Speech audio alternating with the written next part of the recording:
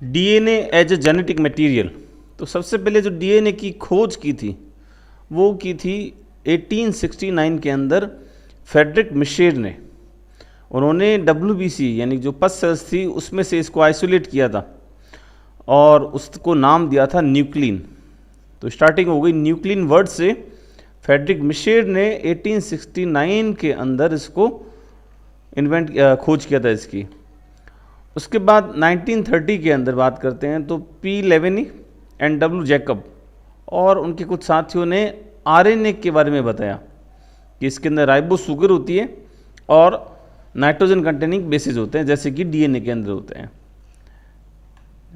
फिर आया Frederick Griffith, जिसे हम ग्रिफिथ इफेक्ट भी कहते हैं। इन्होंने एक्सपेरिमेंट किया था बैक्टीरियोफाज और इकोलाई के ऊपर और इन्होंने ये शो किया था कि DNA जो है वो as a genetic material work करता है।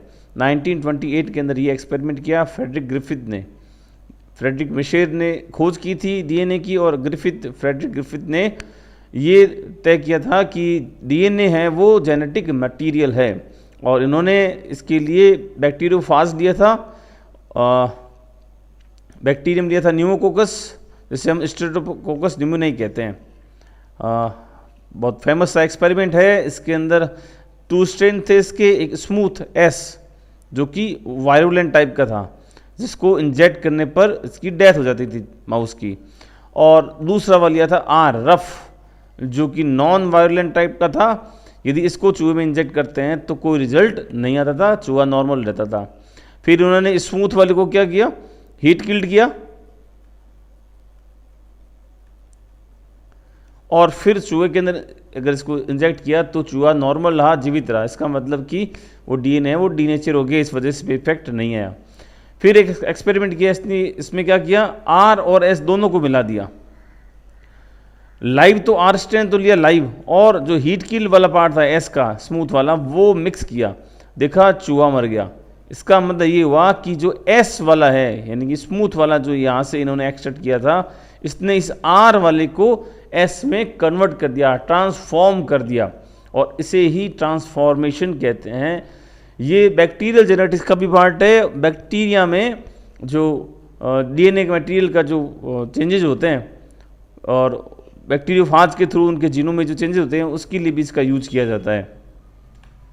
फिर 1953 के अंदर वॉटसन और क्रिक, जो जेम्स वॉटसन एंड फ्रेंच क्रिक है, इन्होंने DNA का मॉडल दिया था डबल हेलिकल, और इसके साथ चारगाफ ने 1950 में ये बताया था कि जो DNA में बेस पेयर पाए जाते हैं वो इक्वल प्रोपोर्शन में नहीं होते हैं। हम कहते हैं ना A + T G and C, तो ये जो ATGC है ये इक्वल प्रोपोर्शन में नहीं होते, इसके लिए उन्होंने चारगाफ रूल दिया था। फिर आ गए हर्शे एंड मेड 1952 के अंदर। 1952 में हर्शे और मार्था चेस ने एक्सपेरिमेंट किया था ये बताने के लिए कि DNA जो है वो जेनेटिक मटेरियल है।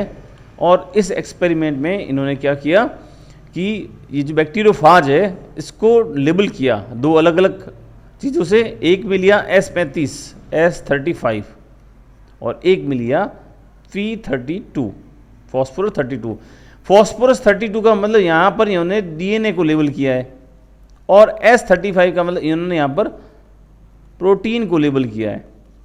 जब S35 से लेबल्ड बैक्टीरियोफाज को E. coli में एंटर करवाया तो E. coli में सिर्फ फाज का DNA ही एंटर करता है। देखा यहाँ पर सिर्फ S35 लेबल्ड ही मटेरियल मिला उनको, DNA अनलेबल्ड मिला।